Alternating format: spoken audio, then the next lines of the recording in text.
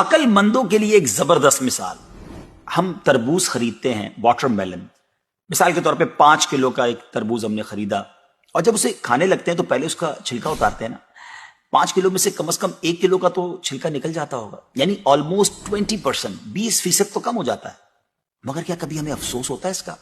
کیا ہم سوچتے ہیں کہ ہم نے تو تربوز چھلکے کے ساتھ خریدا، چلو آج چھلکے کے ساتھ ہی کھا لیتے ہیں؟ ایسا نہیں کرتے نا.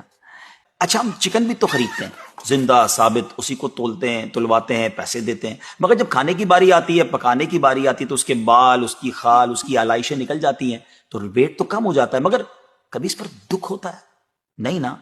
تو پھر 40,000 میں سے 1,000 دینے پر، 1,00,000 میں سے صرف 2,500 دینے پر ہمیں کیوں بہت تکلیف ہوتی ہے؟ حالانکہ یہ صرف 2.5% تو بنتا ہے، یعنی 100 روپے میں سے صرف 2.5 روپے. یہ تربوز، کیلے، آم اور مالٹے کے چھلکے اور گٹلی سے تو بہت کم ہے نا. اسی تو زکوٰۃ فرمایا گیا. ہاں، ایک اور بات، سال میں ایک ہی بار دینا ہوتا ہے. مالٹے کا، تربوز کا تو ہر بار چھلکا اتارنا ہوتا ہے نا.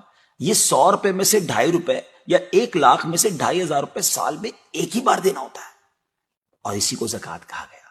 کیا برکت والا کام ہے یہ. مال بھی پاک، ایمان بھی پاک، دل اور جسم بھی پاک، اور معاشرہ بھی خوشحال. اتنی معمولی رقم، یعنی 40 روپے میں سے صرف 1 روپے، اور فائدے کتنے زیادہ، اجر کتنا زیادہ، برکت کتنی زیادہ. تو اب اپنی زکوٰۃ ہم عقل مندوں کے لیے ایک زبردست